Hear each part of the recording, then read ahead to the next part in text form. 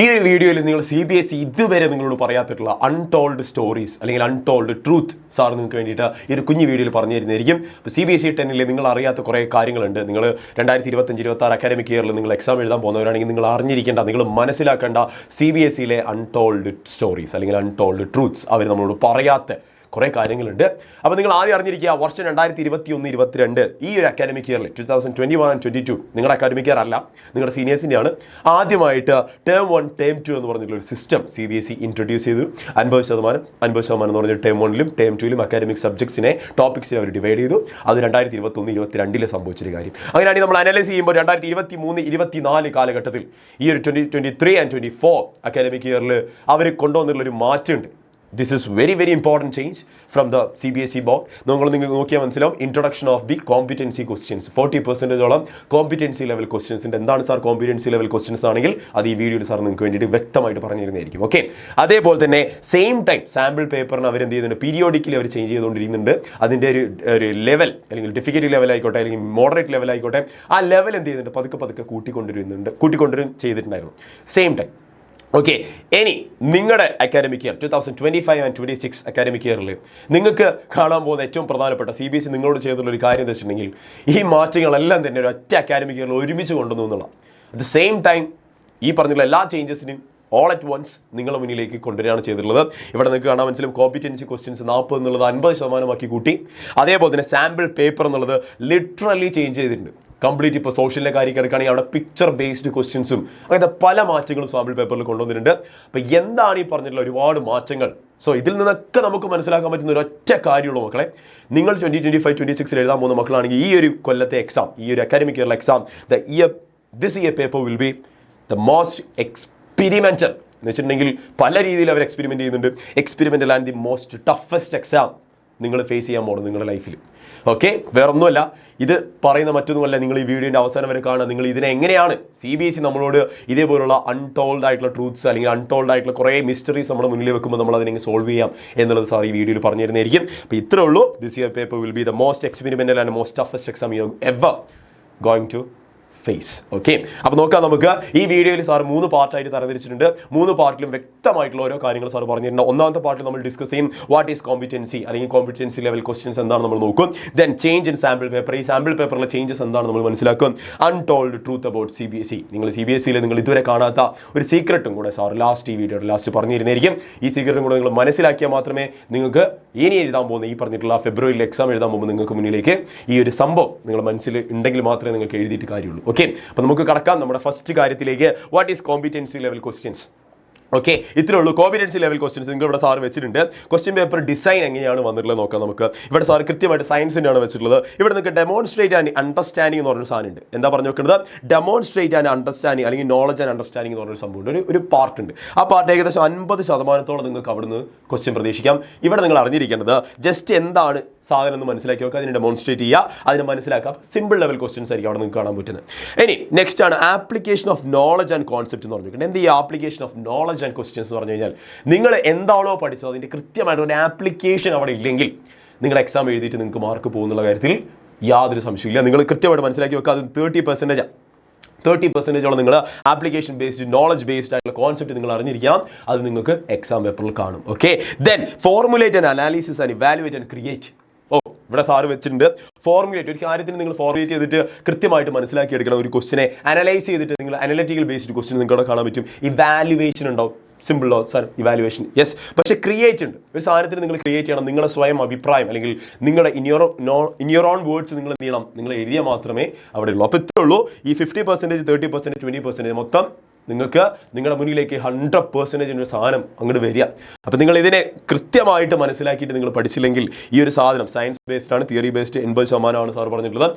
ഇതാണ് competency level questions. ഒരേ paper തന്നെ നിങ്ങൾക്ക് ഡിഫറെൻറ്റ് ടൈപ്സ് ഓഫ് ക്വസ്റ്റ്യൻസ് നിങ്ങൾക്ക് കാണാൻ പറ്റും. ഡിഫറെൻറ്റ് ലെവൽസ് ഓഫ് ക്വസ്റ്റ്യൻസ് നിങ്ങൾക്ക് കാണാൻ പറ്റും. സോ ദാറ്റ് ഈസ് കോൾഡ് ഈ പറഞ്ഞിട്ടുള്ള competency level questions. Okay, ready, set ആണ്. ഇവിടെ നിങ്ങൾക്ക് സാർ മാത്സിൻ്റെ കൂടെ വെച്ചിട്ട് മാത്സിൻ്റെ സോഷ്യലിനും കൂടെ സാർ പറയുന്നുണ്ട്. ഇതിന് സ്റ്റാൻഡേർഡ് ആണ് നിങ്ങൾ എങ്കിൽ, മാത്സിൻ്റെ സ്റ്റാൻഡേർഡ് ആണ് നിങ്ങൾ പേപ്പർ എങ്കിൽ നിങ്ങൾ അറിഞ്ഞിരിക്കേണ്ട കുറച്ച് ഘടകങ്ങളുണ്ട്. ഇവിടെ നിങ്ങൾ ബേസിക് ആണെങ്കിൽ യാതൊരുവിധ പേടിക്കാനും ഇല്ല. പക്ഷേ സാർ സ്റ്റാൻഡേർഡ് എടുത്തവരോടാണ് പറയാനുള്ളത്. ഇവിടെ കൃത്യമായിട്ട് പറയുന്നുണ്ട് ഈ പറഞ്ഞ ടൈപ്പോളജി ഓഫ് ക്വസ്റ്റ്യൻസ് എന്തോ ഒരു ടൈപ്പ് വന്നിട്ട് ആ ടൈപ്പോളജി ബേസ്ഡ് ആയിട്ടുള്ള ഒരു ക്വസ്റ്റ്യൻ നിങ്ങളുടെ മുന്നിലേക്ക് വരുന്നതായിരിക്കും. Remembering exhibit memory of previously learned material by recalling facts, terms, basic concepts and answers. നിങ്ങളുടെ ലിറ്ററലി നിങ്ങളുടെ മെമ്മറിയാണ് അവിടെ ടെസ്റ്റ് ചെയ്യാൻ പോകുന്നത്. മാത്സിൻ്റെ പേപ്പറിൽ ലിറ്ററലി നിങ്ങളുടെ മെമ്മറി അവിടെ ടെസ്റ്റ് ചെയ്യാൻ പോവാണ്. അപ്പോൾ നിങ്ങൾക്ക് അവിടെ ഏകദേശം വെയിറ്റേജ് 54 ഉണ്ട്. അതുപോലെ തന്നെ അണ്ടർസ്റ്റാൻഡിംഗ് ഉണ്ട്. ഒരു കോൺസെപ്റ്റ് നിങ്ങൾക്ക് എത്രത്തോളം അണ്ടർസ്റ്റാൻഡ് ആണ്, ഡെമോൺസ്ട്രേറ്റ് ചെയ്യാൻ എത്രത്തോളം നിങ്ങൾക്ക് കഴിവുണ്ട് ആ ഒരു ക്വസ്റ്റ്യനെ. ആ ക്വസ്റ്റ്യൻ നിങ്ങൾക്ക് ഇപ്പോൾ ഗ്രാഫിക്കൽ ബേസ്ഡ് ആയിരിക്കാം, അല്ലെങ്കിൽ പിക്ചർ ബേസ്ഡ് സാധനമായിരിക്കും. നിങ്ങൾക്ക് എത്രത്തോളം ഡെമോൺസ്ട്രേറ്റ് ചെയ്യാനുള്ള കഴിവുണ്ട്, ഓർഗനൈസ് ചെയ്യാനുള്ള, കമ്പയർ ചെയ്യാനുള്ള കഴിവുണ്ട്. അതുപോലെ തന്നെ ട്രാൻസ്ലേറ്റിംഗ്, ഇൻറ്റർപ്രറ്റിംഗ് ആയിക്കോട്ടെ, ഗിവിംഗ് ഡിസ്ക്രിപ്ഷൻസ് ആയിക്കോട്ടെ, ഇതൊക്കെ എന്താണ് അണ്ടർസ്റ്റാൻഡിങ്ങിൻ്റെ ബേസിൽ വരുന്ന സാധനം. അതുപോലെ തന്നെ അപ്ലൈയിങ് എന്ന് പറഞ്ഞ സാധനമുണ്ട്. മാത്സിൻ്റെ പേപ്പറിൽ നിങ്ങൾ കാണുന്നതാണ് അപ്ലിക്കേഷൻ. ഓക്കെ, ഈ പറഞ്ഞ solve problems to new situations by applying acquired knowledge. ഒരു സിറ്റുവേഷൻ തരും, നിങ്ങൾ എന്താണോ മാത്സിൽ പഠിച്ചുള്ള ഒരു സംഭവം അതുമായിട്ട് നിങ്ങൾ കണക്ട് ചെയ്തിട്ട് നിങ്ങൾ ആ സാധനത്തിനെ സോൾവ് ചെയ്യേണ്ടതായിട്ട് വരും. Fine, ready. അതുപോലെ തന്നെ ഫാക്ട്സ് വരും, ടെക്നിക്സ് വരും, ആ rules in a different way എന്ന് പറഞ്ഞു വെക്കുന്നുണ്ട്. അതിനുശേഷം അനലൈസിംഗ് പറഞ്ഞിട്ടുണ്ട്. Examine the break information into parts by identifying motives or causes എന്ന് പറഞ്ഞു നോക്കുന്നുണ്ട്. Make inferences and find evidence to support generalisation. ഈ പറഞ്ഞ ജനറലൈസ് ആയിട്ടുള്ള ഒരു അനലൈസിസ് അല്ലെങ്കിൽ ഒരു അനാലിസിസ് നിങ്ങളുടെ ഭാഗത്ത് നിന്ന് ഉണ്ടാവണം ഒരു പ്രോബ്ലം കിട്ടിക്കഴിഞ്ഞാൽ എന്നുള്ള കാര്യം കൃത്യമായിട്ട് മാത്സിൻ്റെ സ്റ്റാൻഡേർഡ് പേപ്പറിൽ കാണിക്കുന്നുണ്ട്. ഇവാലുവേഷൻ ഉണ്ട്, അതുപോലെ തന്നെ ക്രിയേറ്റിംഗ് ഉണ്ട്. Okay, creating means compile information together in a different way of combining elements in A new pattern of proposing alternative solutions. നിങ്ങൾ അതിന് ആൾട്ടർനേറ്റീവ് സൊല്യൂഷൻസ് കൊടുക്കണം. അപ്പോൾ കമ്പാരിറ്റീവ്ലി നിങ്ങൾ മാത്സ് സ്റ്റാൻഡേർഡ് എടുത്ത ഒരാളാണെങ്കിൽ നിങ്ങൾക്ക് ഈ സാധനം കുറച്ച് ടഫ് ആയിരിക്കും. ഓക്കെ, ഒരേ പേപ്പർ തന്നെ നിങ്ങൾക്ക് ഡിഫറെൻറ്റ് ടൈപ്സ് ഓഫ് ക്വസ്റ്റ്യൻസ് നിങ്ങൾക്ക് കാണാൻ പറ്റും. അവിടെ നിങ്ങൾക്ക് ഈ കാണാൻ പറ്റുന്ന റിമെമ്പറിംഗ് കാണാൻ പറ്റും, understanding, applying, analysing, evaluating and creating പോലുള്ള ഒരുപാട് കാര്യങ്ങൾ നിങ്ങൾക്ക് CBSE മാത്സ് സ്റ്റാൻഡേർഡ് പേപ്പറിൽ കാണാൻ പറ്റും. പക്ഷേ when it comes to basic paper നിങ്ങൾ അറിഞ്ഞിരിക്കണം, ബേസിക് പേപ്പറിൽ സിമ്പിളായിട്ടുള്ള കുറച്ച് കാര്യങ്ങളേ ഉള്ളൂ. സെയിം സാധനത്തിനെ റിമെമ്പർ ചെയ്യുക, അണ്ടർസ്റ്റാൻഡ് ചെയ്യുക, അപ്ലൈയിങ്, അനലൈസിങ്. പക്ഷേ അതിൻ്റെ ഒരു ലെവൽ എന്ന് പറയുന്നത് കുറച്ച് താഴെയായിരിക്കും comparing to standard paper. Okay, ആ ഒരു സാധനം ബേസിക് എടുത്തവർ പേടിക്കേണ്ട കാര്യമില്ല എന്ന് സാറ് പറയാണ്. അത് അതിലേക്ക് പോകുന്നില്ല. എനിവേ സാർ ഇതാ നിങ്ങൾക്ക് വേണ്ടിയിട്ട് ബാക്കി ഒരു കാര്യം കൂടെ വെച്ചിട്ടുണ്ട്. സോഷ്യലിൻ്റെ ഒരു കാര്യം കൂടെ സാർ ഇവിടെ വെച്ചിട്ടുണ്ട്. സോഷ്യൽ നിങ്ങൾക്ക് അറിയാം, സ്വാഭാവികമായിട്ടും ഈ പറഞ്ഞിട്ടുള്ള MCQ ടൈപ്പ് മാർക്സ് ലോങ് ആൻസേഴ്സിൻ്റെ സിമ്പിൾ സാധനം 3 മാർക്ക് 5 മാർക്ക് ഒരുപാട് സാധനങ്ങളുണ്ട്. എനിവേ ഇവിടെ നിങ്ങൾ അറിഞ്ഞിരിക്കണം, റിമെമ്പറിംഗ് ആൻഡ് അണ്ടർസ്റ്റാൻഡിങ് ഇവിടെയുണ്ട്. ഒരു സാധനം നിങ്ങൾ കോൺസെപ്റ്റ് പഠിച്ചാൽ റിമെമ്പർ ചെയ്യണം, അതിന് മനസ്സിലാക്കി നിങ്ങൾ പഠിച്ചിരിക്കണം. അവിടെ നിങ്ങൾക്ക് കൃത്യമായിട്ടുള്ള കാര്യങ്ങൾ അറിഞ്ഞിരിക്കണം. എന്താണ് നിങ്ങൾ പഠിക്കുന്നത്, ആ ഫാക്ട്സ് ആയിക്കോട്ടെ, ടേംസ് ആയിക്കോട്ടെ, വാട്ട് എവർ ഇറ്റ് ഈസ് നിങ്ങൾ മനസ്സിലാക്കിയിരിക്കണം. ഓക്കെ, റെഡി, സെറ്റാണ്. അതിന് ശേഷം നിങ്ങൾ കോൺസെപ്റ്റ് അറിഞ്ഞിരിക്കുക. ഓക്കെ, ദെൻ അപ്ലൈയിങ് ആയിക്കോട്ടെ, സോൾവിങ് പ്രോബ്ലംസ് ആയിക്കോട്ടെ, സെയിം സാധനം നിങ്ങൾ അറിഞ്ഞിരിക്കുക. അപ്പോൾ ഒരു സോഷ്യലിൻ്റെ കേസിൽ എടുക്കുകയാണെങ്കിൽ നിങ്ങൾ കൃത്യമായിട്ട് മനസ്സിലാക്കി പോകേണ്ട ഒരുപാട് കാര്യങ്ങളുണ്ട്. ഓക്കെ, ഈ പറഞ്ഞിട്ടുള്ള ഓരോ പേപ്പറിൽ നിങ്ങൾക്ക് ഡിഫറെൻറ്റ് ടൈപ്സ് ഓഫ് ക്വസ്റ്റ്യൻസ് കാണാൻ പറ്റുന്നുള്ള ഒരു ബേസിക് ഐഡിയ നിങ്ങളുടെ മനസ്സിലേക്ക് നിങ്ങൾ കൊണ്ടുവരേണ്ടതായിട്ടുണ്ട്. ദെൻ രണ്ടാമത്തെ ഒരു പ്രോബ്ലമാണ് ഈ വീഡിയോയുടെ രണ്ടാമത്തെ ഒരു മെയിൻ ഘടകമാണ് സാമ്പിൾ പേപ്പർ. ഇപ്പോൾ കോമ്പിറ്റൻസി ലെവൽ ക്വസ്റ്റ്യൻ എന്ന് പറയുമ്പോൾ നിങ്ങൾക്ക് അറിഞ്ഞിരിക്കണം ഓരോ ഡിഫറെൻറ്റ് ടൈപ്സ്. ഇപ്പോൾ ഹാർഡ് ടു ലോ ലെവൽ അല്ലെങ്കിൽ low level to hard level questions നിങ്ങൾക്ക് പ്രതീക്ഷിക്കാം എല്ലാ സെക്ഷനിലും. ഓക്കെ, ആ ഒരു കാര്യം നിങ്ങൾ അറിഞ്ഞിരിക്കുക. ഇനി നോക്കിയ സാമ്പിൾ പേപ്പറിൻ്റെ കാര്യത്തിൽ ഇതാണ് ആദ്യത്തെ ഒരു സാമ്പിൾ പേപ്പർ. പണ്ടുണ്ടായിരുന്ന ഒരു സാമ്പിൾ പേപ്പർ ഏകദേശം 2024-25 കഴിഞ്ഞ അക്കാഡമിക് ഇയറിലെ സാമ്പിൾ പേപ്പർ.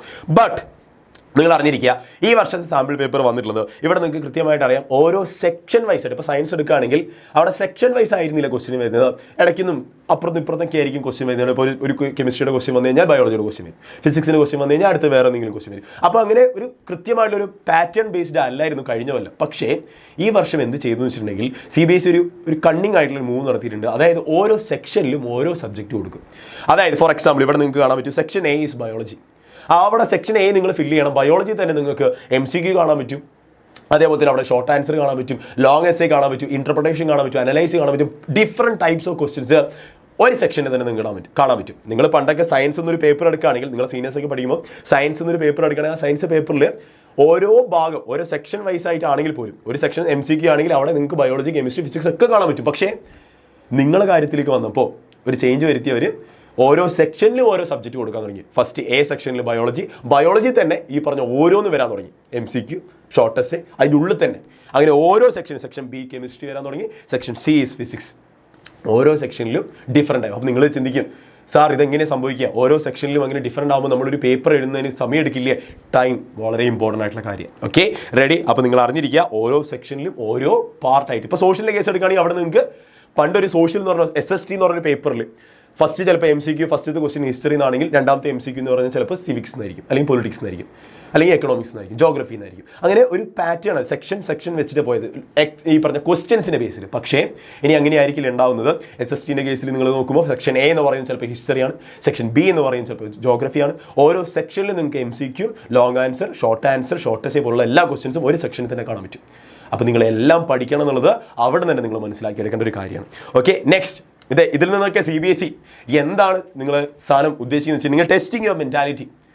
പണ്ടൊക്കെ ഒരു പേപ്പർ എഴുതുമ്പോൾ സാർ പറഞ്ഞ പോലെ തന്നെ നിങ്ങളൊരു പേപ്പർ പഠിച്ച് ഇങ്ങനെ എഴുതിയെങ്കിൽ പോയാൽ മതി. പക്ഷേ അങ്ങനെയല്ല, നിങ്ങളിനി ഓരോ സെക്ഷൻ വൈസായിട്ട് ഓരോ ടോപ്പിക്സ് വൈസായിട്ട് നിങ്ങൾ പഠിച്ചില്ലെങ്കിൽ നിങ്ങളെ പരീക്ഷയ്ക്ക് മാർക്ക് പോകും. അപ്പോൾ നിങ്ങളെ മെൻറ്റാലിറ്റി ടെസ്റ്റ് ചെയ്യാണ്, നിങ്ങൾ പഠിക്കുകയോ പഠിക്കില്ലേ, ഇതിനെ എങ്ങനെ നോക്കിക്കാണും എന്നുള്ളതൊക്കെ CBSE ടെസ്റ്റ് ചെയ്യാൻ പോവാണ്. അപ്പോൾ ഇത്രേ ഉള്ളൂ, സാമ്പിൾ പേപ്പർ സോൾവ് ചെയ്യുക എന്നുള്ള ഒരൊറ്റ കാര്യം നിങ്ങൾ ചെയ്താൽ മതി.